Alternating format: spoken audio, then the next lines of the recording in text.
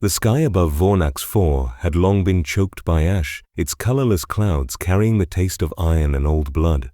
For generations its people had known only the hum of manufactorums and the screams of the dying. But on this night, when the war sirens blared across the hive spires, something far older than war itself tore through the heavens. The void split open like glass under divine pressure. The rift burned without flame, its edges whispering in tongues no human was meant to hear. Every astropath within 100 systems screamed in unison, their minds crushed by the sudden surge of power. From that impossible wound between stars a figure descended, trailing motes of fractured light like fallen starlight. The storm swallowed him before he struck the ground. A blast wave rippled through the cratered plains outside Hive Brontes, scattering the dead and half-buried wrecks of Chimera transports. Soldiers of the 97th Cadian, battered remnants of a once proud regiment, gathered at the rim, lasguns trembling in their soot-stained hands. "What in the Emperor's name was that?" whispered a trooper, his voice drowned by the wind. "Are not orc drop pods," another said. "Uncertain? Are not chaos? No signal from orbit." Their vox units crackled, spewing only static and a low, pulsing rhythm, like a heartbeat echoing through steel. Then from the smoke-filled crater something moved. He rose slowly, as though defying gravity's will. His armor was not ceramite, nor carapace, but some ancient alloy dulled by time. Upon his left arm he bore a shield, round scorched, its surface etched with a star now half consumed by soot. The air shimmered around him, energy bleeding from his form in faint blue halos that flickered with every breath. "Identify yourself," barked Sergeant Kravik, leveling his lasgun, or on Imperial soil. "Kneel before the Emperor's servants." The stranger turned toward the voice.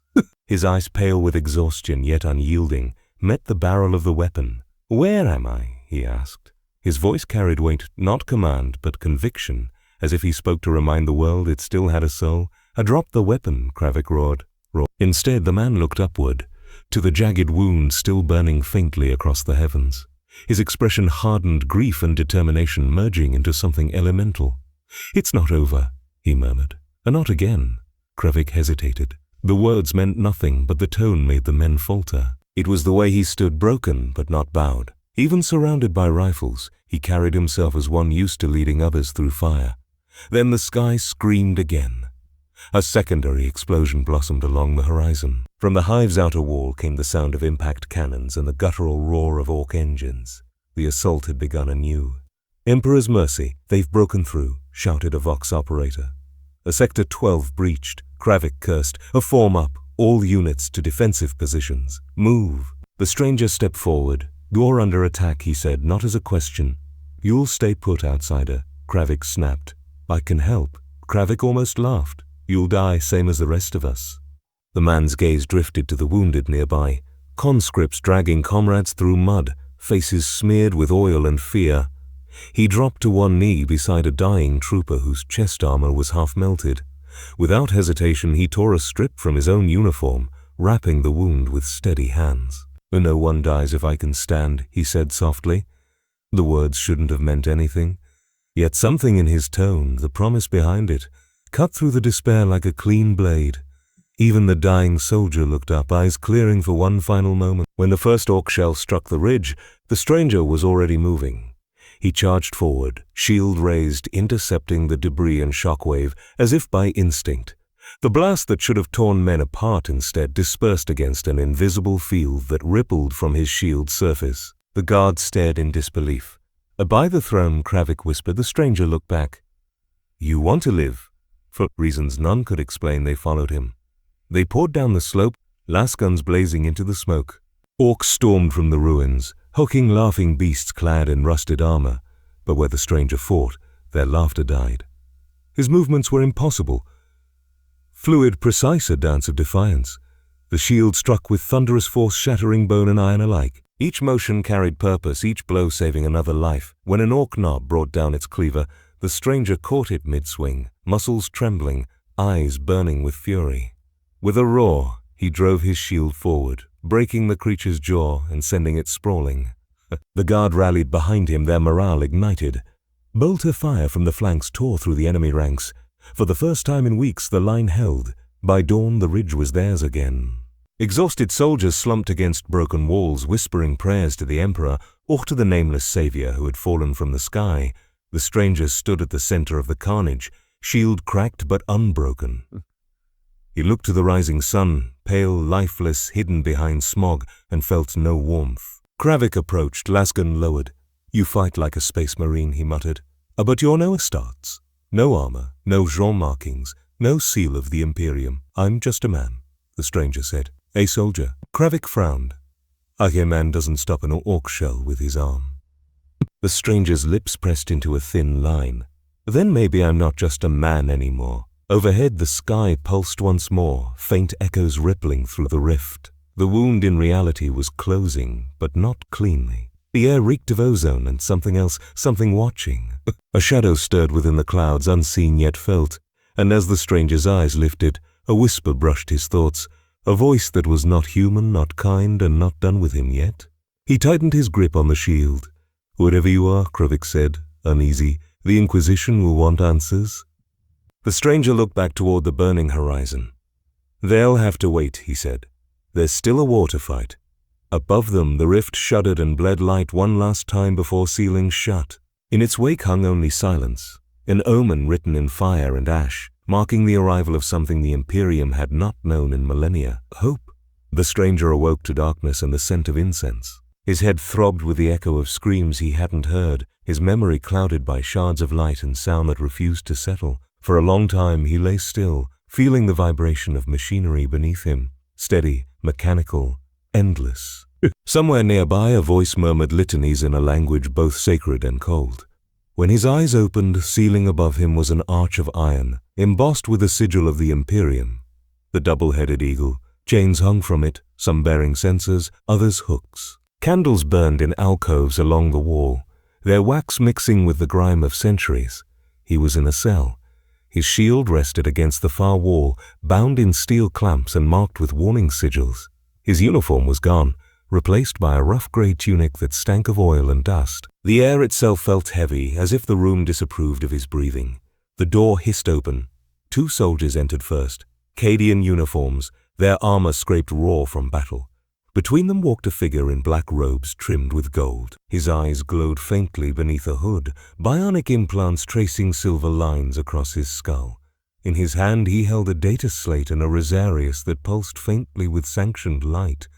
"Inquisitor Thale Veritas," the man announced, voice like sharpened glass. "You will address me as Lord Inquisitor, or you will not speak at all." The stranger sat upright, muscles coiled. "You're the one who brought me here. I am the one who allowed you to live," Veritas replied. "A lesser man would have declared you a demon spawn on sight." The soldiers remained tense, fingers close to their triggers. Veritas circled him slowly, studying every inch of his body as though dissecting him with his gaze. "You fell from the sky amidst a warp breach? No ship, no astropathic record, no gene signature within our databases. You wield an artifact that rejects every sacred machine's attempt at comprehension." He leaned close. "You will explain how this is possible." The stranger met his gaze. He named Steve Rogers. Veritas's brow furrowed slightly. "No rank? No world?" "A captain," Steve said after a pause. "Once, long ago, the Inquisitor typed something into his slate. A captain of what? Of people who believed in freedom." That word drew silence, cold, suffocating silence. The soldiers exchanged glances, uneasy. Veritas finally spoke, voice low. "A freedom," he repeated as though testing poison. "A dangerous word in the Imperium? I noticed," Steve replied. Veritas straightened, folding his hands. "You claim to serve no power, yet your body radiates warp disturbance. Your shield defies material classification. You appear purity is often the most deceptive mask of corruption." Steve's jaw tightened. "I don't know what happened. I was fighting a war, I saw the sky break, and then I was here." "But the warp does not summon men by chance," Veritas said. "It selects, distorts, consumes. You are a fracture in reality itself." Steve looked toward his imprisoned shield. "Well, then maybe I'm not the one it wanted." Veritas followed his gaze. The star-shaped sigil burned faintly beneath the suppression fields. "That symbol," he said, "it is not of any Imperial order." "No," Steve said quietly. "It stood for something else."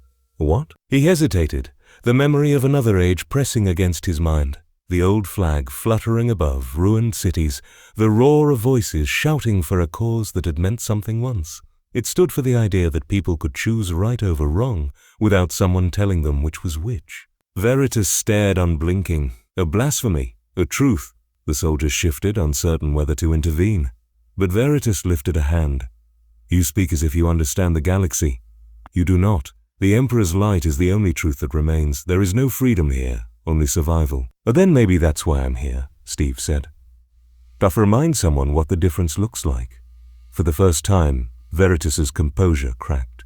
There was something in those words, an echo of defiance that did not fit this age of fear. He turned sharply away. You will be evaluated by the Mechanicus for further analysis. Your existence must be catalogued, your weapon sanctified or destroyed. Until then, you remain under inquisitorial custody. The door sealed behind him. Hours passed, or days. Time was meaningless in the Underhive's bowels. The hum of generators merged with the distant chants of tech priests. Sometimes Steve slept, though his dreams were warped. Memories of ice and light, of his own voice calling orders that no one could hear. When he woke, he trained. Push-ups, breathing, focus. The body had to move if the mind was to survive. Then, one cycle later, the door opened again. Sergeant Kravik entered alone, carrying a ration tin and a data slate. His face was gaunt, eyes hollow. You're lucky, he said, setting the tin down. Anyone else dropped from the warp, they'd be ashes by now. I don't feel lucky. Kravik gave a dry smile, and no one does in the Guard. He looked at Steve for a moment longer than necessary, then said, They're moving you soon. Some Mechanicus priest wants a look at your shield. Word is they think it's a weapon of the dark age of technology. Steve frowned. And if they decide it's dangerous, Kravik's silence was answer enough. When he left, Steve crossed to the bound shield and placed his hand against the metal clamp. It vibrated faintly beneath his touch, as if recognizing him. The sigils around it flickered one by one. He closed his eyes and whispered not a prayer but a promise. I don't know where I am. But I'm not done fighting. The candles shivered, their flames bending toward him as if drawn by unseen wind. Somewhere deep in the fortress, alarms began to sound. The machine spirits wailed their binary hymns. And for the briefest moment, the star on the shield glowed bright enough to drown the darkness. Then it faded, leaving only the echo of footsteps in the corridor and the growing realization that every eye in the fortress was now turning toward him. The chapel of St. Drusus was a cathedral of scars. Every surface was blackened with soot, every icon smeared with a residue of incense and blood. Great bronze candelabra hung from the ceiling like chains of judgment, their flames flickering as if uncertain they wished to bear witness. Rows of soldiers knelt before the altar, their armor cracked, their heads bowed, reciting the same mechanical litany that had long since lost meaning. At the pulpit stood Commissar Helbrecht, a man of iron conviction and coldness. His voice thundered through the hall, rising above the organ's mournful dirge. The Emperor is our only shield. The Emperor is our only truth. Doubt is heresy, mercy is weakness, and weakness feeds the Xenos, the mutant, the traitor. Each word struck like a hammer. Steve Rogers stood at the rear of the congregation, his wrists still bound with ferrite cuffs. 2 guards flanked him, though he barely acknowledged them. His eyes traced the soldiers, gaunt faces, trembling hands, men and women who looked half dead already. They mouthed the words, but not one truly believed. He had seen this before in another war under another flag. When orders replaced thought and faith became a weapon sharper than any blade, Helbrecht's sermon reached its crescendo. A young trooper had been dragged forward, accused of cowardice in the last engagement. He was barely 20, a boy wearing the mask of a soldier. The commissar's bolt pistol gleamed in the candlelight. This man faltered when the orcs came, Helbrecht declared. He hesitated when his brothers died. What say the Emperor's faithful? It purred the weak. The crowd droned. Helbrecht cocked the weapon. So shall it be. The boy whispered a prayer, or perhaps a plea. Steve took a step forward before he even realized it. The guards grabbed him instantly, but he shook them off like they were made of paper. Chains clattered against the floor as he crossed the chapel. His voice rang out over the commissars. Enough! The crowd froze. Helbrecht turned, fury flashing behind his monocle's red lens. You dare interrupt the Emperor's judgment, heretic? Steve stopped a few paces away. The muzzle of the bolt pistol was already rising, but he didn't flinch. He's scared, Steve said evenly. He's seen death and he's still standing here. That's courage where I come from. Helbrecht sneered. Your steam. Your world's courage is heresy here. Then maybe you've forgotten what the Emperor fought for. Gasps rippled through the soldiers. The air thickened with tension. Helbrecht's finger tightened on the trigger. Steve moved first, a blur of motion faster than any mortal eye could follow. His shoulder slammed into the commissar's wrist, knocking the pistol aside as the bolt round exploded harmlessly into the ceiling. The blast shattered glass saints and rained ash upon the altar. The guards lunged, but Steve's instincts took over. He pivoted, catching one soldier's rifle and twisting it free, disarming the second with a sweep of his arm. He didn't strike to kill, he struck to end the fight. Within seconds they were on the ground, stunned but alive. Helbrecht staggered back, drawing his sword. "A blasphemer!" he roared. "We'll hang for this." Steve didn't move. He looked past the commissar, to the young soldier still kneeling in terror. "Get up," Steve said quietly. "A stand." "You're still a soldier." The boy hesitated, then rose, shaking, bleeding, but standing. It was the smallest act of defiance, but it spread like a spark in dry tinder. The others watched, uncertain, something old and forgotten stirring behind their eyes. "Enough!" Helbrecht bellowed. "All of you, on your knees. This is heresy. This is rebellion." Steve met his gaze. "This is leadership." The silence that followed was unbearable. Even the organ ceased its breath. Then from the shadows at the chapel's edge the heavy tread of boots echoed. The Inquisitor had arrived. Veritas stepped into the light, his cloak trailing like a funeral shroud. "A stand down, Commissar." Helbrecht froze mid-step, his fury collapsing into trembling obedience. "My lord, this outsider," he defied. "They saw," Veritas said coldly, "and I will judge." He studied the scene, the shattered glass, the defiant stranger, the trembling soldiers. "Unorthodox," he murmured, "yet effective." He turned to Steve. "You've bought yourself a moment's reprieve, Captain. The Emperor may yet have use for you. The Guard needs victory more than it needs fear." Helbrecht's jaw clenched, but he dared not argue. "Return this man to the holding sanctum," Veritas ordered, "and send word to the 97th Cadian Command. They are to prepare for deployment. If the captain fights as he preaches, we shall see if his ideals survive the front line." The soldiers obeyed, though some hesitated, casting uncertain glances toward Steve as they passed. One of them, the boy who had been moments from execution, paused. He whispered, barely audible, a thank you. Steve said nothing. He only nodded once. As they led him out of the chapel, the Inquisitor's voice followed him. "Remember this, Captain Rogers. In the Imperium, mercy is the rarest sin.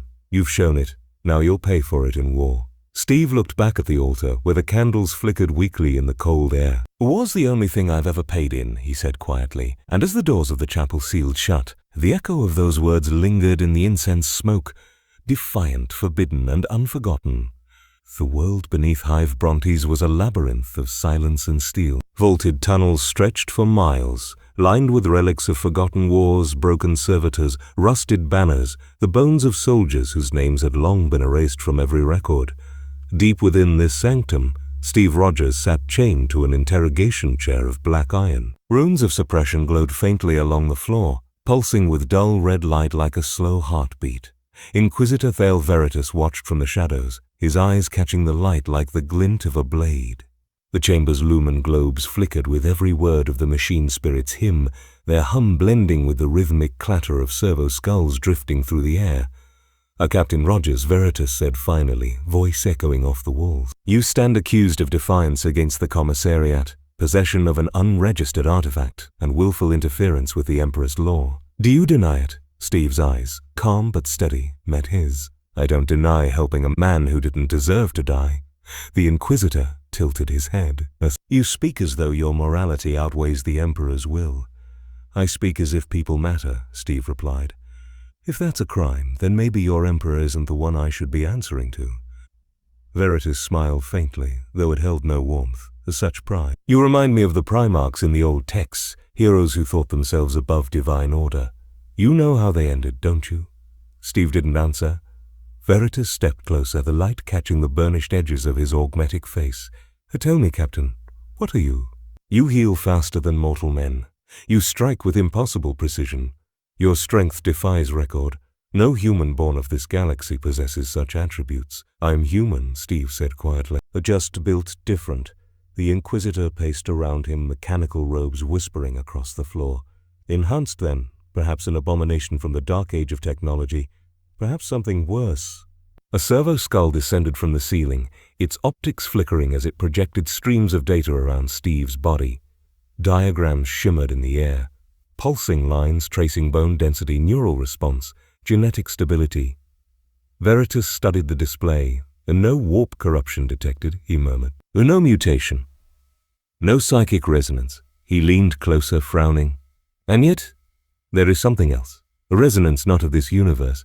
He gestured, and another figure emerged. A robed magos of the Adeptus Mechanicus, its voice a harmony of static and devotion. The artifact, Veritas ordered. Bring it. The magos carried the shield upon a mechanized tray surrounded by suppressor fields that shimmered like liquid glass. The star emblem was dulled, but still faintly luminous beneath layers of soot. It pulsed softly once as if responding to Steve's presence. Fascinating, the magos crooned in binary. A material composition unknown, radiation signature inconsistent with any Imperial alloy, machine spirit anomalous, possible Xeno origin. Not Xeno, Steve said firmly. Veritas arched a brow. Then what is it? It's a symbol, Steve said, of home. Of what I fought for. A home, Veritas repeated. You speak as if you still possess one. This galaxy has no such thing. It is rotten ruin. There are only those who serve and those who perish. Then maybe that's the problem. For a moment even the servo skulls seemed to pause. The Inquisitor's expression hardened. You will learn your place soon enough. The Emperors will tolerate no challenge. The Mechanicus will study your relic and determine if you are to be sanctified or purged. The magos extended a mechadendrite toward the shield, its tip glowing red hot. Meh. The moment it touched the metal, the chamber erupted in light. The shield blazed with blue fire, pure and searing, casting Veritas backward. Sparks exploded from the data conduits, and the servo skulls shrieked in binary panic. The machine spirit recoiled as if wounded. Steve strained against his chains, feeling the heat rise through the floor. The runes flared, trying to contain it, but the energy pulsed outward in rhythmic bursts, like a heart remembering it could still beat. Cease the test! Veritas barked, or contain the anomaly. The magos flailed, mechadendrites retracting in a frenzy of clicking limbs. Unstable. The artifact rejects analysis. It screams! And then, for an instant, everyone heard it. Not a voice, but an echo. A whisper made of conviction, cutting through the noise like a blade through silk. Stand. Always stand. The glow dimmed as quickly as it had risen. Smoke drifted through the chamber. The suppressor sigils were dead, blackened by their own overload. Steve's chains hung loose, slagged by the surge. He stood slowly, his body trembling from the energy still coursing through him. His eyes locked on Veritas. I told you, he said quietly. It's not a weapon. Veritas drew his bolt pistol, shaking with fury. You will kneel, or I will end you here and now. Steve didn't move. If you were going to shoot me, you would have done it already. For a heartbeat, the Inquisitor said nothing. The smoke thickened, the air humming with residual power. Finally, Veritas lowered the pistol. You are no mere anomaly, he said. You are a question the Imperium cannot answer. And questions are dangerous. He turned to the magos. Inform the command of the 97th Cadian. The captain is to be transferred under guard. Let the battlefield decide his worth. Steve retrieved his shield from the scorched floor. It felt heavier now. Less metal, more memory. Veritas watched him go. If you are a weapon of the Emperor, he murmured, approve it in blood. If not, the stars themselves will judge you. As the door sealed behind him, the light in the chamber flickered one last time. The echo returned, faint, distant, yet resolute. Stand. And for the first time since falling into this broken galaxy, Steve Rogers wondered if the voice was truly his own. The winds of Vornax 4 howled with the voices of the dead. Dust storms rolled across the plains where cities had once stood, grinding bone and ash into the soil until both were indistinguishable. It was through this wasteland that the 97th Cadian Regiment marched. One of the last coherent forces left on the planet, half their banners shredded, their vox signals drowned by static from the upper atmosphere. Columns of weary men and women trudged through mud that gleamed with chemical sheen. The air was so thick with smog that every breath tasted like copper. At the head of the column rode Inquisitor Veritas in his iron transport, his presence silent but suffocating. Behind him, Commissar Helbrecht barked orders with venomous authority. And somewhere between them marched Steve Rogers. His shield, once bright, was dulled to grey beneath the grime of battle. His uniform had been replaced with flak armor stripped from a fallen trooper, the aquila painted over the tattered star on his chest. A symbol of compromise, perhaps, but also of survival.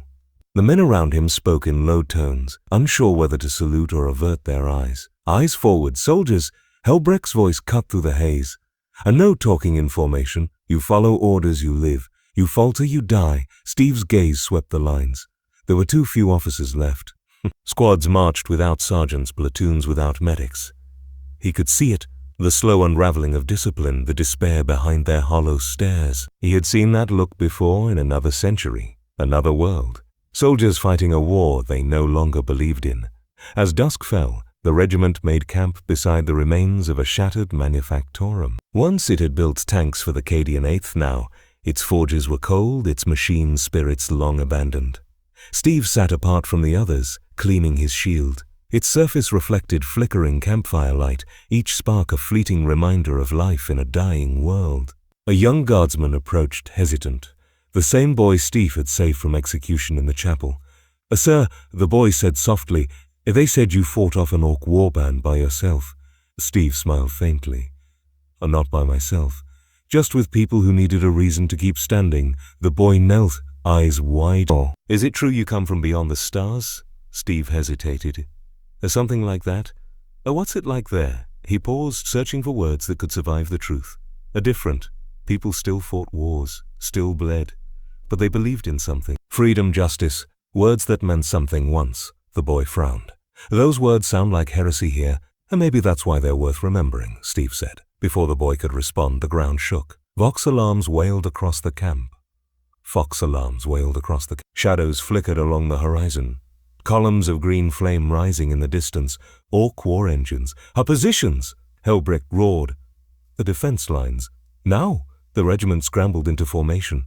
Tanks wheeled into place, their engines coughing smoke as gunners calibrated Auspex readings. Heavy bolters thundered from the ramparts, cutting into the advancing silhouettes. Steve grabbed his shield and joined the nearest squad. The boy followed, clutching his lasgun with trembling hands. The first shells landed moments later, tearing craters through the camp. Guardsmen screamed, ducking for cover as the earth erupted around them. Steve dragged two soldiers from beneath the debris, shields raised high against falling shrapnel. "Hold your line!" he shouted. "Stay together!" Helbrecht snarled from the rear, his pistol barking commands. "We'll die where you stand, guardsman." In his name, but it wasn't the commissar's words that the men followed. It was Steve's presence. He moved like a storm between them, unyielding, calm, impossible to ignore. When a squad broke formation, he was there, rallying them with a hand on a shoulder or a single look that said more than any sermon could. Then the orcs came, hundreds of them, bellowing laughter that shook the night. They smashed through the perimeter, swinging cleavers the size of men. Steve met them head-on. His shield flashed, deflecting a blow that would have split a tank's hull.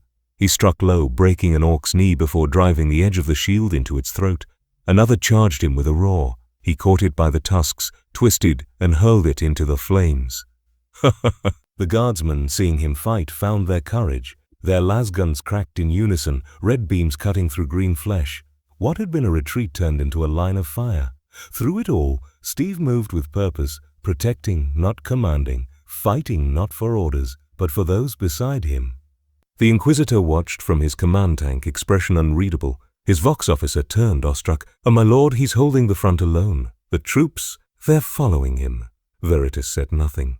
He simply watched. Hours passed before the orcs broke. The orcs broke. Their war boss fell beneath a coordinated strike. Steve's shield crushed its skull while Cadian bayonets drove home the kill. The survivors scattered into the wastes, leaving only silence and the stench of blood behind. When dawn came, the camp was a ruin of smoke and corpses, but it still stood. The soldiers gathered, many wounded, all exhausted. Some knelt beside their fallen comrades. Others simply stared at the man who had refused to yield. Helbrecht approached, blood spattered across his coat.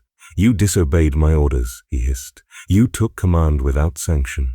Steve looked up from where he was binding a soldier's wound. Someone had to lead.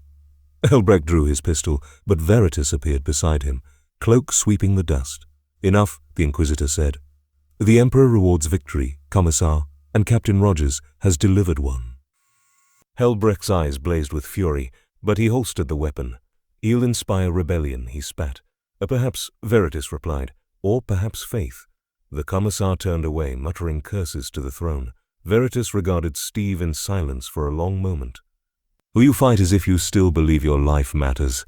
Steve met his gaze. Everyone's life matters. The Inquisitor studied him, the faintest trace of something, doubt perhaps, flickering behind his mechanical eyes. Then let us see how far that belief carries you. You'll march with the 97th to Hive Brontes. The enemy gathers there, and faith alone will not hold the walls. Steve nodded once. Then I'll give them more than faith. As the Inquisitor turned away, the soldiers began to whisper.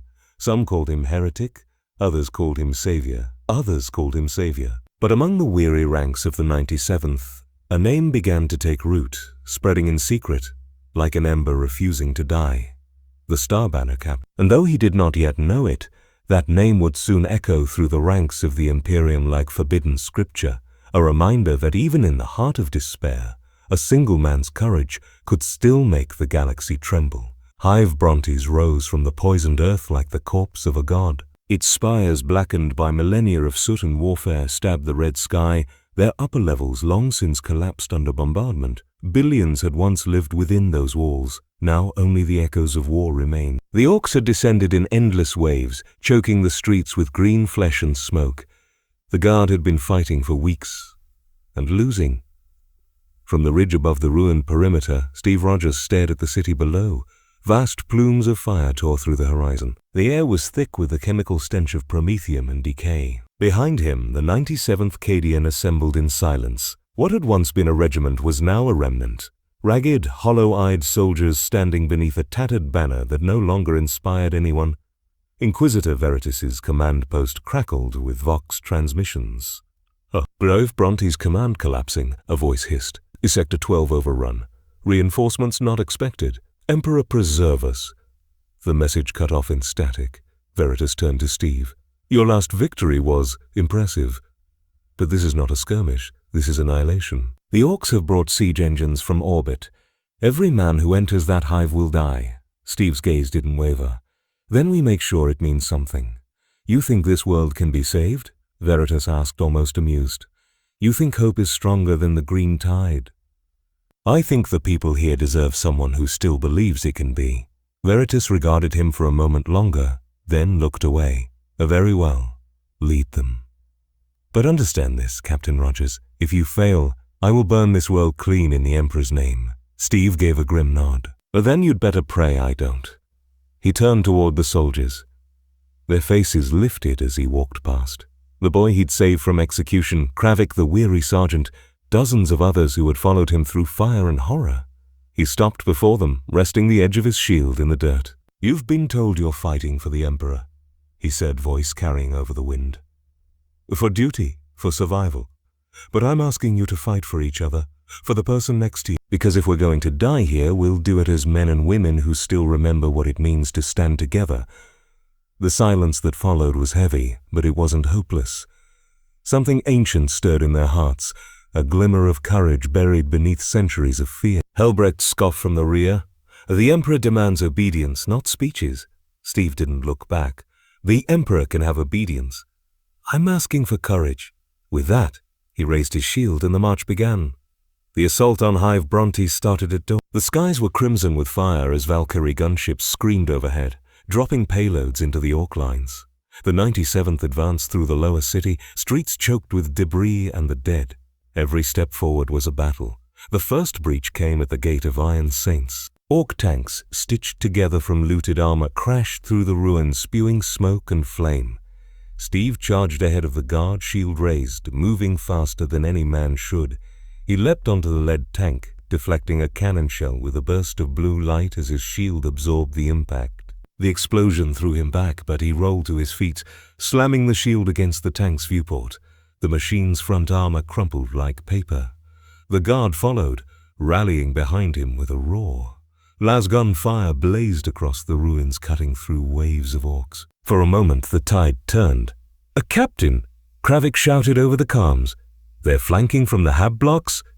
Steve vaulted a fallen wall, landing in the open street. Orcs poured from the shadows, massive snarling brutes wielding crude axes and guns that belched smoke. He met them head on. The shield flashed again and again, breaking bone and metal, turning slaughter into rhythm. Every strike bought another few seconds for someone else to live. A rocket detonated nearby, shattering a building. Rubble cascaded down. Steve threw himself over a fallen guardsman, the shield absorbing the debris.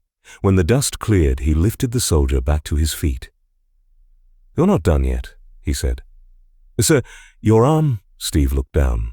Blood seeped from a deep gash where shrapnel had torn through his armor. He flexed his hand once, then tightened his grip on the shield. "I've had worse. Hours passed in chaos." The guards' line stretched thin, their ammunition dwindling. The orcs howled louder, their numbers unending. The sky burned red, turning day to dusk. At last the order came through the Vox. A fallback to secondary defense line. Abandon the gate. But Steve didn't move. He stood atop the ruined barricade, shield raised, blood dripping from his arm. "A no retreat," he shouted. "We hold here," he shouted. "Captain, the line's gone," Kravik cried. "Then we make a new one." He looked over his shoulder, meeting the eyes of every soldier still standing. "If we fall now, they'll roll through us and everyone behind these walls dies. So we hold until the Emperor himself tells us to stop." The 97th rallied around him. Even Helbrecht hesitated before raising his pistol in salute. "For the Emperor," he barked, his voice cracking. "For the Emperor," they answered, but their eyes were on Steve. The orcs charged again, roaring like thunder. Steve led the counterattack. Bolter fire tore the sky, lasguns flashed, and the shield shone with every strike. Amidst the chaos, it was as if something beyond mortal comprehension moved through him, each motion guided not by fury but by purpose. When the final orc warlord fell, crushed beneath a collapsing tower, the field fell silent. Smoke and flame devoured the horizon. The Gate of Iron Saints still stood, though half its pillars lay in ruin. Veritas arrived hours later, escorted by stormtroopers. "You held," he said quietly. "You held," he said quietly. "You defied the odds." Steve leaned on his shield, exhausted. "We defied despair." Veritas studied him for a long moment. "Or perhaps there is something divine in you after all, or something dangerous." As he turned to leave, Helbrecht muttered, "He's no soldier.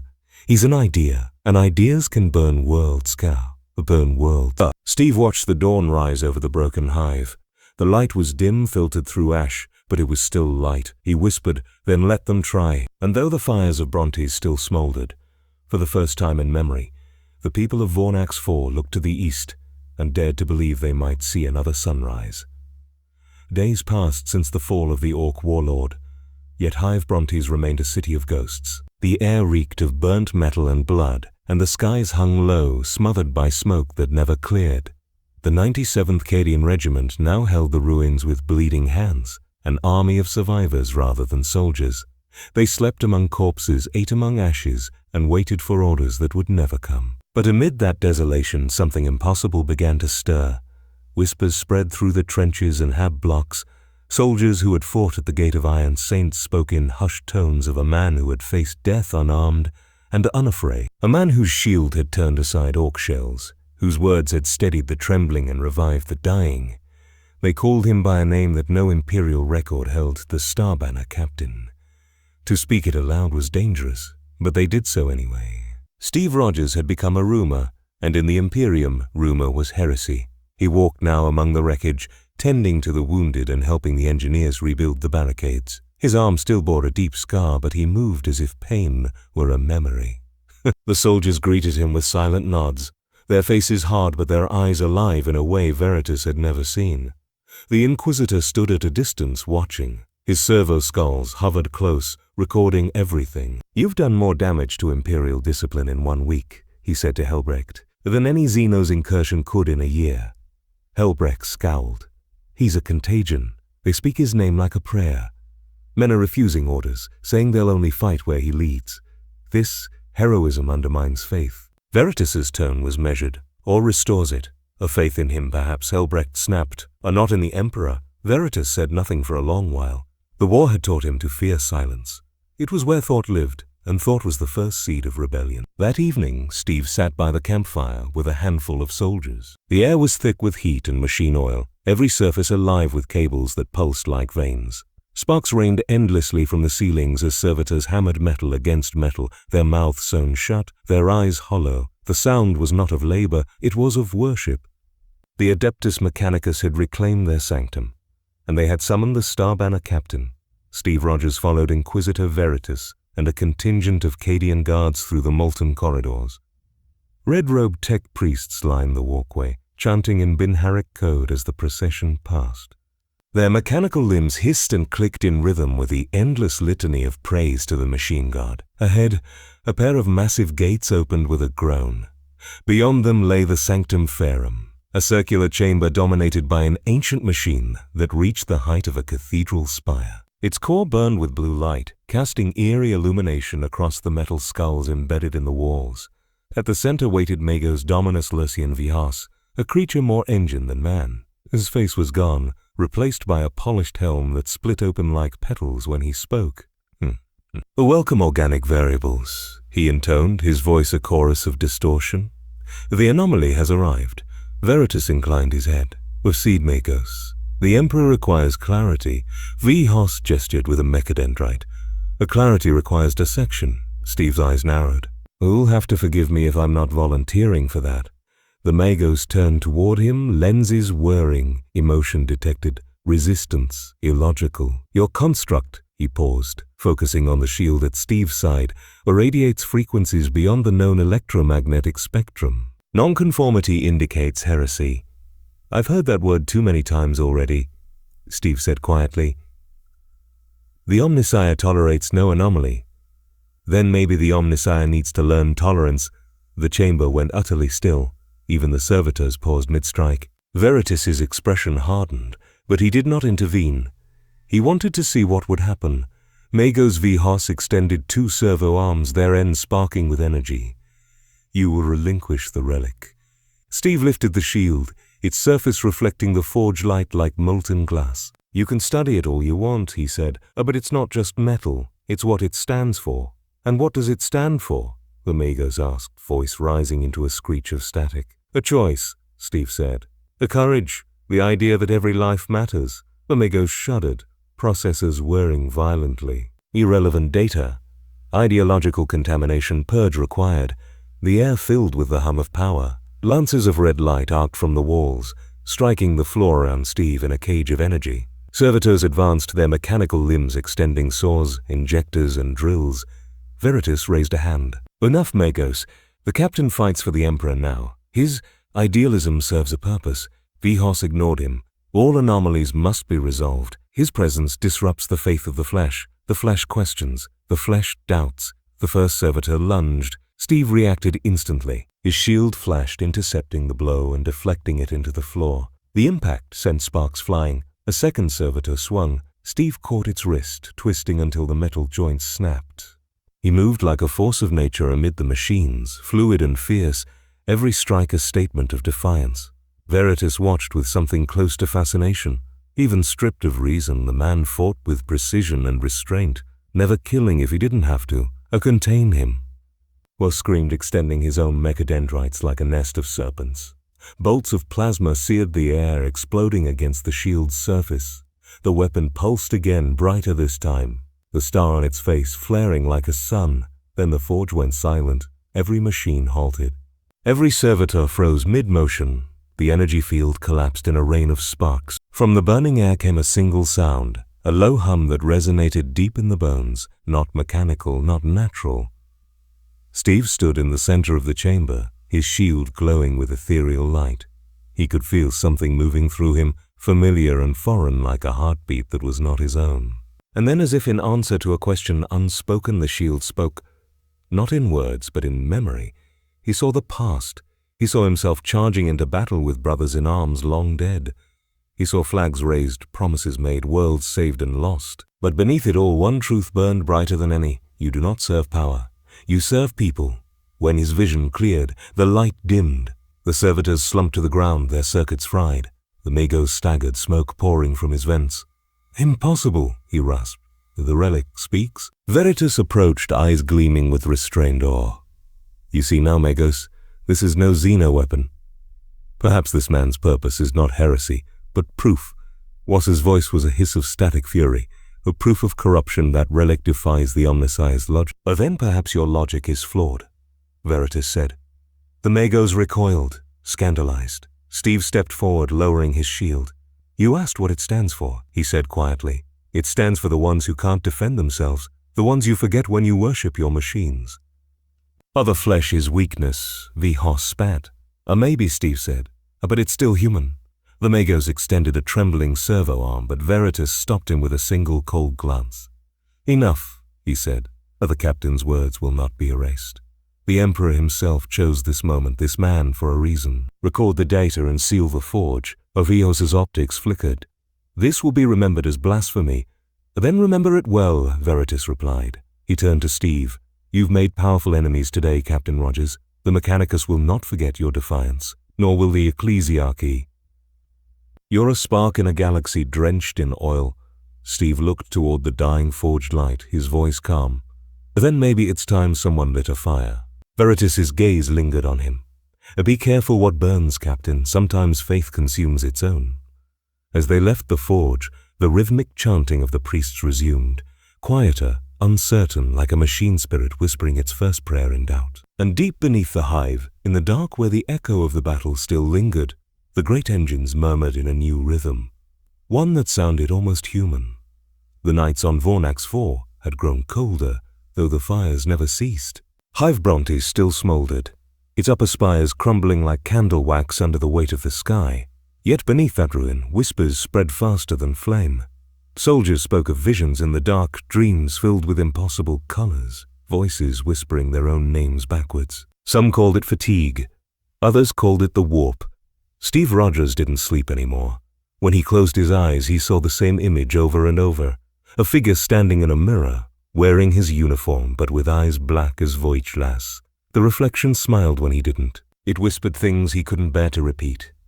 He'd fought nightmares before, but never one that bled into waking life. On the 8th day after the forge incident, the Inquisitors summoned him to the command spire. The air inside was colder than outside, the walls carved with wards and purity seals that flapped in the stale wind. Veritas stood at a hololithic table projecting the surface of the planet. Across it, symbols flickered in crimson, indicating new disturbances to the north. They've begun again, Veritas said, not looking up. Entire squads found dead at their posts, no wounds, no struggle, just gone inside. A chaos, Steve said. It wasn't a question. The Inquisitor nodded. The warband, fragments of a greater host that once served Abaddon himself. We've captured Vox transmissions naming their leader. Steve crossed his arms. Ooh, Veritas's eyes lifted. They call him the Mirror Lord. The name hit Steve like a cold wind. They say he speaks through reflection, Veritas continued. He shows soldiers their own faces before turning them against their comrades. The weak lose their minds. The faithful lose their certainty. His forces move under psychic cover. We can't detect them until they're already here. Steve said nothing. His jaw clenched, his hand tightening on the edge of his shield. Veritas studied him. You've seen him? I've dreamed him, Steve said finally. He looks like me. The Inquisitor's expression darkened. Then the warp is already probing your mind. It knows what you fear. Oh, we don't fear him, Steve said. Veritas's tone sharpened. Then you're a fool. Chaos doesn't attack what you fear, it attacks what you love. It will take the very ideals you cling to and turn them into weapons. Steve met his gaze, unflinching. Then I'll break the weapon. The Inquisitor allowed himself a thin smile. We'll see. Hours later, the 97th began their march toward the ruins of Sector Primus, where the Mirror Lord's forces had last been seen. The land between the hives was barren, a wasteland of cracked ferrocrete, skeletal towers and rivers of oil that glowed faintly under the crimson sky. The soldiers moved like ghosts through the fog, weapons raised, every shadow a possible death. Steve led the vanguard. His shield glowed faintly now, not with energy but with something subtler. A heartbeat he could almost feel through his arm. It pulsed faster the closer they came to the ruins. "A captain," Kravik murmured, walking beside him. "Oh, sure this isn't a trap?" "Of course it's a trap," Steve said. "But if we wait for safety, we'll never move again." They entered the ruins at dusk. The streets were lined with shattered statues of saints, their faces worn smooth by time. The silence was wrong, too absolute, as if the world itself was holding its breath. Then came the whisper. Not from outside, but inside, the kind that vibrated behind the eyes. "You don't belong here." Steve froze. Around him, the soldiers faltered, clutching their helmets. The air shimmered. Reflections rippled across the broken glass of the ruins. And then the laughter came. It echoed through the empty streets, deep and melodic, like the sound of cracked glass sliding across marble. "You lead them with hope," the voice said everywhere at once. "How quaint, how very human." Steve raised his shield. "Show yourself." The laughter softened into a whisper. "I already have." From the shadows stepped a figure, tall, armored in silver-black plate, etched with runes that crawled like living ink. His face was a mirror, smooth and reflective, and within it Steve saw his own reflection staring back. But the eyes were wrong, dark, bottomless, smiling. "A Captain Rogers," the figure said in a voice that was both his and not his. "Once of another universe, now a trespasser in this one. You inspire them to hope." But hope is the lie of weak gods. The soldiers around Steve began to scream. The reflections in the glass shifted, their own faces twisting, melting, shouting words they'd never spoken. Men turned their rifles on themselves, their bodies convulsing as the warp's whispers filled their heads. Steve charged. The Mirror Lord moved like liquid shadow, meeting him blow for blow. Their shields collided with a sound like thunder, energy rippling outward in waves. The ground split beneath their feet. "You fight yourself," the Mirror Lord said. "You cannot win." "Maybe not," Steve grunted, forcing the Chaos Champion back with a strike, "but I can make sure you don't either." The Lord's hand lashed out, striking the shield. For an instant, Steve's mind wasn't his own. He saw visions, cities burning not from war, but from belief. The Imperium cheering his name. Statues of him rising in place of the Emperors, his image carved into banners carried by fanatics. "You see," the Mirror Lord whispered, "even your righteousness can be corrupted. They already worship you. You are the heresy they crave." Steve's breath caught. The images felt real, possible. His shield trembled. Then he remembered the boy in the campfire light, the crude star and Aquila carved together. Not worship, not faith, hope. Steve slammed his fist into the reflection, shattering the mirrored helm. A scream tore through the air, dozens of voices, all his own crying out in pain. The figure staggered backward, light pouring from its broken face. "This isn't about me," Steve said, voice raw. It never was. The Mirror Lord reached for him, but the shield came down one final time. The blow cracked through armor and illusion alike. The world warped, folding in on itself, and then the figure was gone, dissolved into dust that glittered like broken glass. Silence returned. The soldiers who remained stumbled to their knees, clutching their heads. The reflections faded from the glass, leaving only the firelight of their torches. Veritas's voice crackled over the vox. A report. Steve looked at the ruin around him, the dead, the wounded, the survivors who still breathed. "We won," he said. "But we lost too much to call it victory." He turned his gaze to the shattered mirror fragments at his feet. In their reflection, for just a moment he thought he saw the other him still smiling. And though the night was silent once more, he knew the warp never truly stopped whispering. It only waited for him to listen again. The storms began 3 days after the battle with the Mirror Lord. Warp lightning danced across the sky like veins of molten glass, tearing the clouds into luminous wounds. Vox channels crackled with panicked reports. Demonic manifestations in the lower sectors, orc stragglers reawakened by bloodlust, and something worse rising from beneath the hive foundations. The planet itself seemed to convulse, as though Vornax IV had grown tired of bearing the weight of endless war. Steve Rogers stood atop the fractured battlements of hive Brontes, the shield resting against his shoulder. The soldiers around him were ghosts in all but flesh, silent, hollow-eyed, moving through instinct more than command. The 97th Cadian had survived the siege, but survival no longer felt like victory. Below, the once imperial sprawl had become a battlefield of smoke and lightning. The manufactorums burned, their furnaces feeding storms of ash that swallowed the horizon. And above it all, Inquisitor Veritas's transport ship hovered like a black omen, engines thrumming with the promise of escape. Commissar Helbrecht was already boarding, his uniform pristine despite the soot in the air. "Orders are clear," he barked to the remaining squads. "All regiments are to evacuate. Planetary exterminatus has been authorized.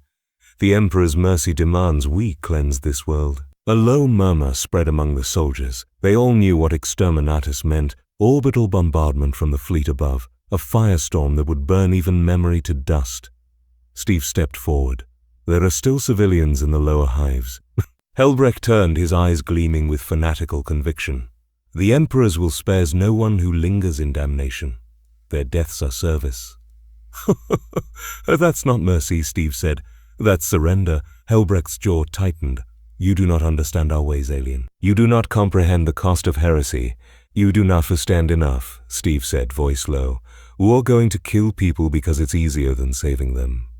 The commissar's hand went to his bolt pistol, but Veritas's voice cut through the wind before he could speak. Stand down. The Inquisitor descended the ramp, his black cloak snapping in the storm. Captain Rogers, he said, his tone measured but heavy with weariness. The decision is not mine. The fleet acts on higher authority. Even I cannot rescind exterminatus. Let me try, Steve said. Give me your Vox link to the fleet. Veritas studied him for a long moment. You still think one man can change this galaxy? Steve's eyes met his. No, but I can try to change one moment. Something in the Inquisitor's expression faltered. He handed him the Vox bead. 10 minutes, he said. That's all I can give before the orbital guns align. Steve nodded and pressed the link. A fleet command, this is Captain Rogers, ground command of the 97th Cadian. There are still civilians alive in the lower levels. You don't have to do this. A cold-filtered voice replied, distant and indifferent. Unknown designation. Ground assets are compromised. The Emperor's work is absolute. Exterminatus proceeds. Steve gritted his teeth. Listen to me. I've seen what real evil looks like, and it's not down there. It's giving up on the people you swore to protect, Static answered. Then, war resistance is noted. Glory to the Emperor. The link went dead. Helbrecht laughed, a sharp, humorless sound. You see? Even now you refuse to understand. This galaxy was never yours to save, but Steve wasn't listening. He turned to the soldiers still gathered nearby. Anyone willing to help me get those people out? Follow me. The rest of you get to safety. Kravik stepped forward first, then the boy with the Star and Aquila emblem. Then dozens more, tired, broken, afraid, but still willing. Helbrecht shouted after them, "Disobedience is death." Steve looked back once, eyes cold. Then we'll die doing something that matters. The descent into the lower hives was a nightmare of smoke and ruin. The air shimmered with warp residue, twisting light into impossible colors. Buildings groaned and collapsed in slow motion, as if time itself were struggling to hold together.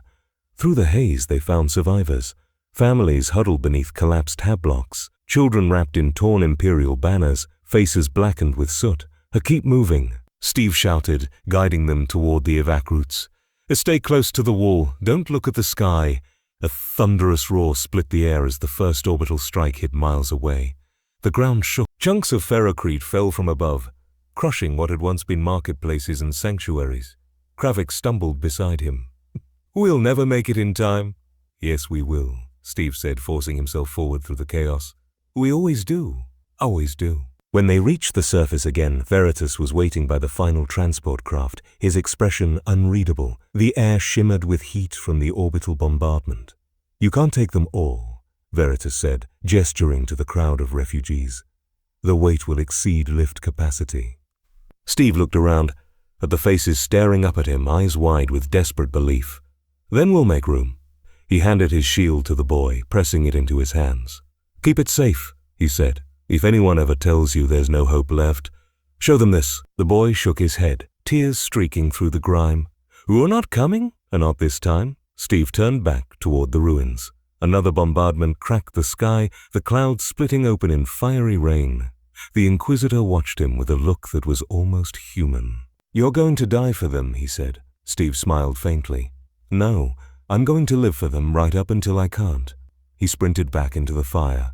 The world roared as orbital lances fell like spears of judgment. The last thing the soldiers saw before the hatch closed was his silhouette framed against the burning hive, the star on his chest glowing brighter than the flames around him. When the transport rose, the surface of Vornax 4 was already dissolving into light. Hours later, aboard the fleeing ship, Veritas stood by the viewing port, watching the planet burn. Helbrecht muttered prayers beside him, his voice shaking with fervor. The Inquisitor said nothing. Only when the fires dimmed did he whisper, almost to himself, "You were wrong, Captain. One man can change a galaxy." And somewhere in the dying ashes of Vornax 4, amid glass and ruin, a single shield lay half buried, its star unbroken, still gleaming faintly through the fire. Vornax 4 was gone. Where oceans once shimmered with the reflection of its hive cities, there now hung only clouds of glass and cinders. The The exterminatus bombardment had burned everything, soil, memory, even the ghosts. From orbit, the planet was a scar of molten red adrift in blackness, yet somehow life persisted. Deep beneath the vitrified surface in what had once been a network of manufactorum vaults, pockets of survivors clawed their way out from under the debris. Their lungs filled with dust and ash, their skin burned by radiation. But they lived. They followed a faint trail of footprints scorched into the metal floor, footprints that led toward a collapsed bulkhead where something shimmered faintly beneath the soot. A shield.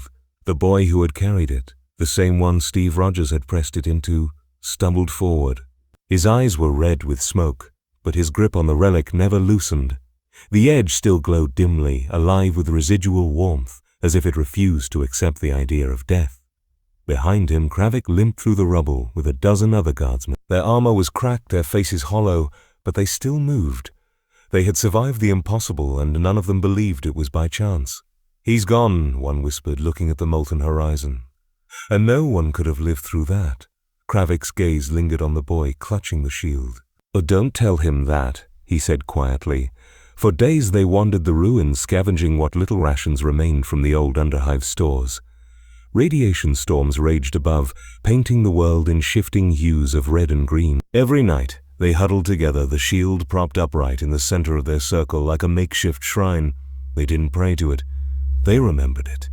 And from that memory came something dangerous, purpose. By the time a battered shuttle from the fleet returned to survey the devastation, the survivors had formed ranks. They carried scavenged rifles, wore torn banners stitched with fragments of the Aquila, and over it, a hand-painted star. When the Imperial retrieval team descended, they found these soldiers waiting, standing at attention among the ruins. Their leader, Kravik, saluted sharply when the Inquisitor himself stepped down from the ramp. Veritas stared at them, astonished. "By the throne, you survived," we endured, Kravik said simply. The Inquisitor's mechanical eyes flicked toward the shield. It was carried by the boy now, resting against his shoulder like a weapon too sacred to draw. Its surface, once polished, was blackened and cracked, but still whole. "Where did you find it?" Veritas asked. The boy met his gaze. "He left it for us." Veritas approached slowly. "And what do you call yourselves now?" Kravik's voice was steady.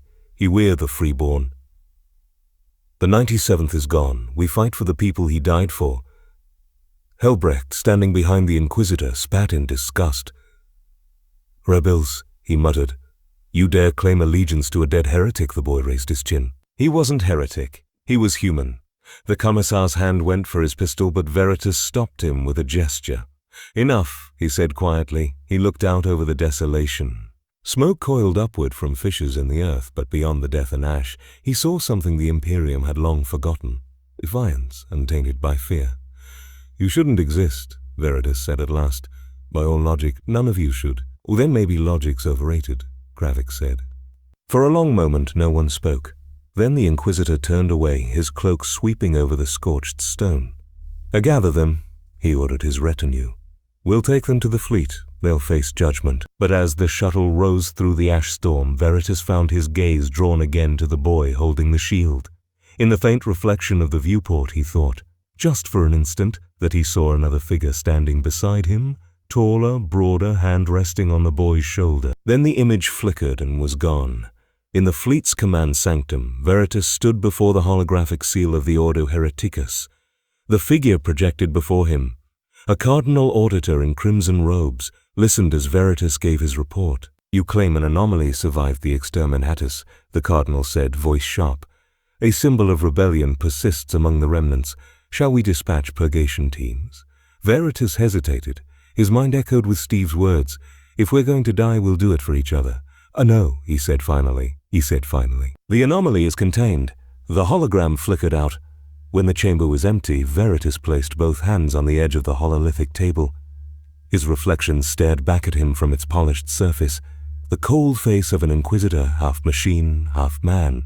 But behind the eyes, something had changed. He remembered standing in the forge, watching that impossible light erupt from the shield. He remembered the way it had felt, not divine, not holy, but right. Helbrecht entered quietly behind him. "You lied to the Ordo," he said. "I omitted," Veritas replied. The Commissar scowled.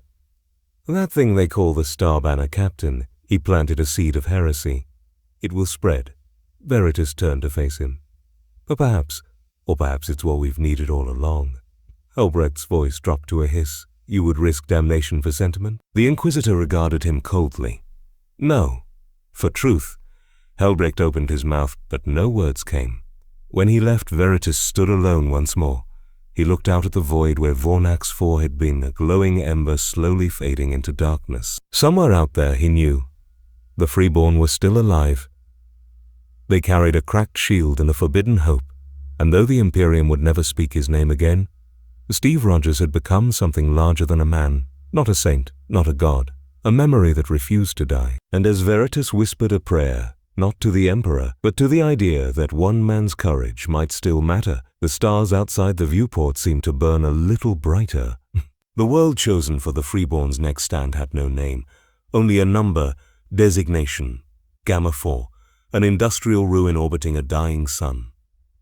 Once it had been a forge cathedral, where faith and machinery intertwined. Now it was a tomb of silence and dust, its towering arches broken, its stained glass replaced by the iron ribs of forgotten titans.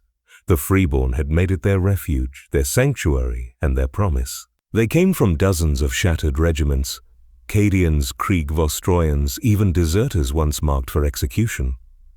What united them was not creed but memory of a man who had fought for them, not above them.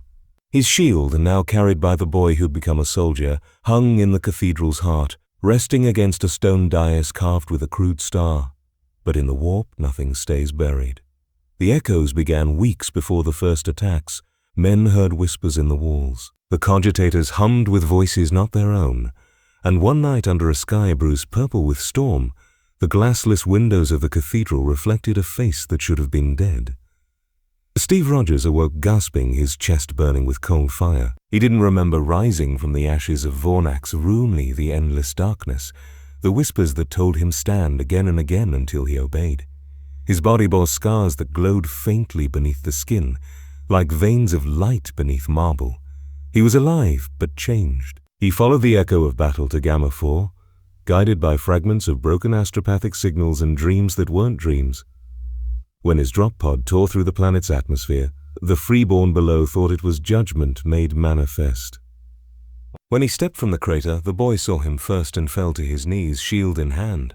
"A captain," he whispered, voice breaking. Steve reached out, lifting the boy gently by the shoulder. "Don't kneel," he said softly. "We've got enough gods already." The camp erupted with disbelief and awe. Some wept. Others fell silent, unable to trust their eyes.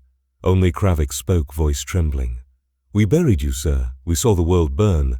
Then maybe the universe wasn't done with me," Steve said. "Or maybe the universe made a mistake." He looked at the men and women before him. Scarred, half-starved, but alive. "You built something here, something worth fighting for. Let's make sure it stays that way. But fate never lets heroes rest." That night the storm came. The air split with thunder not born of nature. Warp lightning crawled along the horizon, illuminating shapes that moved against the light, twisted silhouettes in armor that seemed to drink the sky. Chaos had come to reclaim its prize.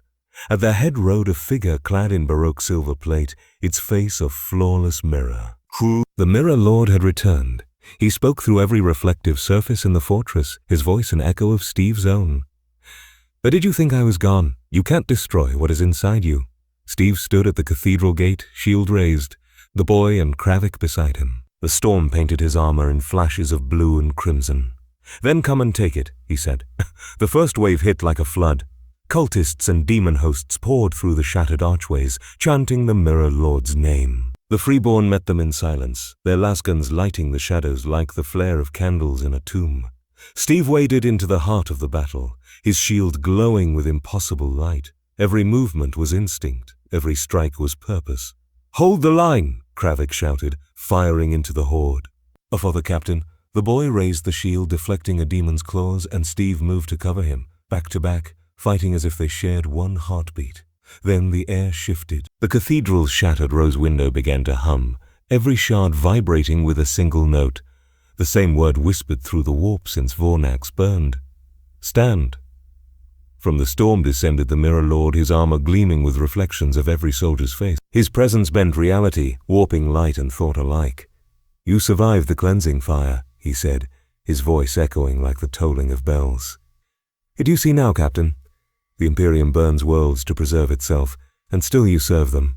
You fight for slaves who don't want freedom." "You don't serve the Imperium," Steve said, stepping forward.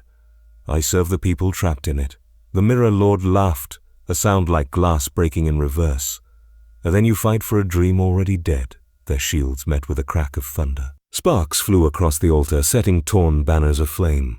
The force of the impact threw both men backward, their blows shaking the cathedral's foundation. The Mirror Lord struck again, and visions filled Steve's mind, images of the Imperium chanting his name, erecting statues in his likeness, soldiers painting stars on their armor as they burned another world in his honor. "You see," the reflection hissed, "you will become me, a weapon of faith, a false idol." Steve dropped to one knee, struggling against the psychic weight pressing into his skull. "No," he gritted out. "I fight so they don't have to worship anyone." He surged upward, driving his shield into the Mirror Lord's chest. The impact sent a shockwave through the chamber. Cracks spidered across the mirrored helm. Through the fractures, Steve glimpsed what lay beneath, not a demon, not a man, but an echo of himself hollowed out by endless war. The Lord stumbled, but his laughter didn't stop. "You can't destroy me. I am every lie you tell yourself to keep fighting." "Then I'll fight without lies." Steve's next strike shattered the mirror entirely. Light poured out, blinding, pure, searing. The Mirror Lord screamed as his armor splintered into shards that dissolved into dust. The storm outside screamed with him, the warp tearing open above the cathedral like a wound in the heavens. Steve fell to his knees, gasping. The energy pouring from the breach washed over him, tearing at his body, his soul. He could feel it trying to take him too, trying to drag him into the same void. The boy ran forward, grabbing his arm. Captain, don't let go." Steve looked up, eyes glowing faintly with the same blue light as the shield.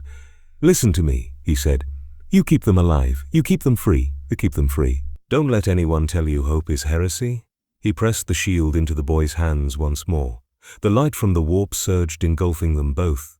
Then, with a final whisper, Steve Rogers was gone. When the light faded, the storm was silent. The cathedral still stood, though its walls were scorched and broken. The Mirror Lord was nothing but ash, and in the center of the altar the boy knelt alone, the shield glowing faintly in his grasp. The freeborn gathered around him in silence. They did not cheer, they did not weep, they simply stood. For in that moment they understood what the captain had meant. Hope was not survival, it was defiance, and defiance was victory enough. The warp storm that had consumed Gamma 4 lasted 7 days. It tore the skies to ribbons and turned the surface into a sea of glowing ash. Ships in orbit recorded impossible readings, temperatures dropping and rising by hundreds of degrees in seconds, the light of the dying sun bending around the planet like a halo. And then on the 8th day, the storm vanished, the void grew still. When the dust cleared, the cathedral still stood. Half buried in its ruins, the freeborn clawed their way back to life. The boy, now the bearer of the shield, was the first to emerge. His hands bled from digging through stone, but he would not stop until he reached the altar where Steve Rogers had vanished. There, among the scorched marble and the broken star sigil, something glimmered faintly.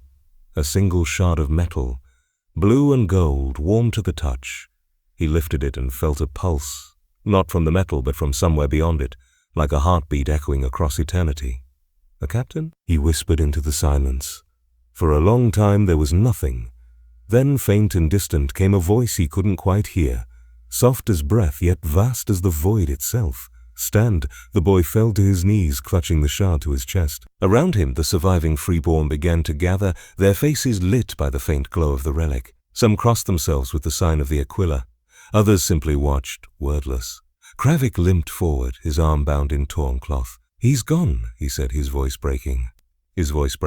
"But he left something behind." He looked at the others, Cadians, Krieg, refugees from 10 broken worlds. "You know what to do."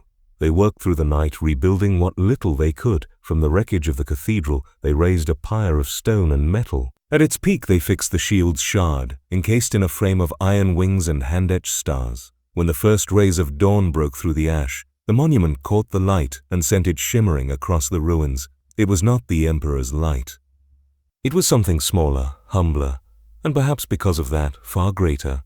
Far above the planet, Aboard the inquisitorial flagship Sanctis Veritas, Fail Veritas watched the images stream across the hololithic array. The picked feeds from the surface showed the freeborn standing before their monument, the glow of the shard reflected in their eyes.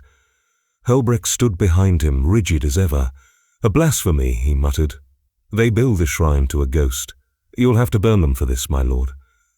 Veritas did not answer. "Mechia." He zoomed the image closer until he could see the shield's remains, still pulsing faintly, as though remembering life. Perhaps, he said slowly, the Emperor works through ghosts. Helbrecht's face twisted. "You can't mean... You mean that perhaps faith isn't always forged in fear," Veritas said. "Perhaps it's something earned, not commanded." He turned away from the projection, the lenses of his augmetics glinting with starlight. "Transmit orders to the fleet. No bombardment, no intervention. Gamma 4 is to be quarantined. Let them be." The commissar's jaw dropped. "You would let heretics live?" "I would let men live," Veritas said, his voice cold and final. When Helbrecht left, cursing, Veritas remained alone before the viewport. The dying sun of Gamma 4 burned faintly below, its light weak but unyielding. For the first time in decades, the Inquisitor found himself whispering, not the rote litanies of duty, but something closer to prayer. "Wherever you are, Captain," he said softly, "you made me remember what it felt like to believe. On the surface, the freeborn rebuilt. The cathedral became a fortress once more, though they called it something different now. The Hall of the Star and the Aquila, its halls were filled not with icons of saints, but carvings of ordinary men and women, soldiers, healers, and workers, each holding a torch or a banner. Above the altar hung the cracked shield, its star still faintly luminous. The boy, no longer a boy, stood before it, clad in battered armor painted with the same blended emblem, the two-headed eagle and the single star. His voice carried through the chamber. "He showed us what the Emperor's light truly means," he said. "And not obedience, not fear, but courage, the will to stand when everything says kneel." A murmur of agreement passed through the gathered soldiers. "He's not a god," the young man continued. "He was never a saint. He was a man who refused to give up. That's all we have to be." He lifted the shield. Its surface flared once, bright enough to throw long shadows across the stone, and then dimmed again. Outside, the storm returned, not of the warp, but of rain. Real rain. For the first time in centuries, Gamma 4 tasted water. The world began to cool, the ash turning to soil, the clouds breaking to reveal faint stars. Kravik looked up, tears streaking the grime from his face. "He did it," he whispered. "He gave this world back its light."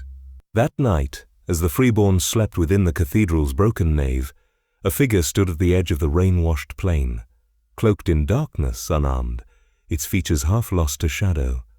Only the glint of blue beneath the hood betrayed what it once had been. Steve Rogers watched the world he'd saved and the people rebuilding upon it. He could feel the warp still whispering at the edges of his mind, trying to claim him again. But the light that glowed within him now was stronger, steady, enduring, uncorrupt. He smiled faintly, the ghost of an old soldier who'd found peace in a galaxy that had none. Then, with the sound of the rain fading behind him, he turned toward the stars.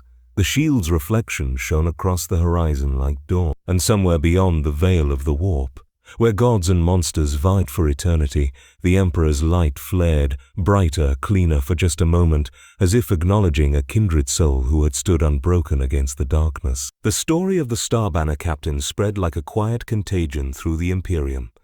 It passed from trench to trench, whispered across the dying breaths of soldiers who had never seen his face but swore they'd felt his hand steady their aim. On ship decks and hive cathedrals, across manufactorums and void stations, the tale took root. A forbidden hymn sung beneath the roar of industry. They called it the Creed of the Star and the Aquila. It spoke not of divine wrath or submission, but of courage without permission. Of men and women who fought not because they were ordered to, but because they refused to die kneeling. And though the ecclesiarchy condemned it as heresy, every attempt to silence it only made the story stronger. Priests who burned its words from parchment found them etched into the walls the next morning. Commissars who executed those who spoke it found themselves outnumbered by soldiers who refused to look away. On Gamma 4, the freeborn had rebuilt their fortress into something more. Not a cathedral, but a beacon. The Hall of the Star and the Aquila shone like a lantern in the void, Its signal broadcast through the warp-encoded fragments that the Mechanicus could neither decipher nor destroy. Across countless systems, faint replies began to return, coded affirmations from other regiments, from civilians, even from rogue traders and disillusioned priests. Something was changing. In the quiet heart of the hall, the young captain, once the boy who'd carried Steve Rogers' shield, knelt before the relic. He no longer trembled when he touched it. The cracked metal still hummed faintly, pulsing like a heart that refused to stop beating. Captain Rogers, he murmured. If you can hear this, we're still standing. A storm was gathering. Reports came from the outer colonies. Chaos warbands regrouping, orc fleets raiding the edges of Segmentum Obscurus, and whispers, always whispers, that the Imperium itself was moving against Gamma 4. The Inquisition could not tolerate an idea it couldn't control. Kravik limped into the chamber, armor-polished, voice grim. A long-range Vox confirms it. A purity fleet under ecclesiarchal command. They're calling us apostates. They mean to burn the world. The young captain rose, the shield heavy in his hands.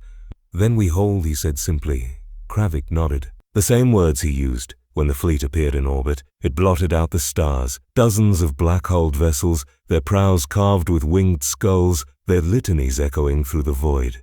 The first Vox transmission came soon after, a voice so drenched in sanctimony it almost dripped. This is Cardinal Praetor Anselm of the Purity Fleet. You harbor heretics, you blaspheme against the throne. Surrender and you may yet be forgiven. The young captain took the calm line. If the Emperor still listens, he said, then maybe he'd want to hear what freedom sounds like. He cut the link. When the bombardment began, the ground shook like thunder. Orbital fire rained across the plains, turning mountains to glass. Yet the hall still stood, its ancient foundations forged from Mechanicus alloys that refused to yield. Inside, the freeborn fought like the damned. And perhaps they were. Lasfire lit the shadows. The walls cracked but did not break. Every corridor was a battlefield, every stairway a tomb. But the soldiers did not pray for salvation. They fought with the quiet conviction of those who knew the cost of surrender.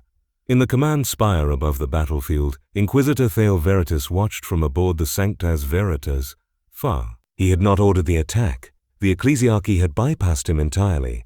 But he could not stop it. The fleet's litanies filled the airwaves like the drone of flies. To purge them, the cardinal's voice declared. To burn the infection, Veritas closed his eyes. He remembered the light in that forge long ago when the shield had defied all reason and glowed not with hatred, but with will. He remembered Steve Rogers' voice. You're not fighting for gods. You're fighting for gods. You're fighting for people. He opened a private channel. To all Imperial vessels, cease fire. This is Inquisitor Veritas of the Ordo Hereticus, overriding ecclesiarchal command. The Vox operator hesitated.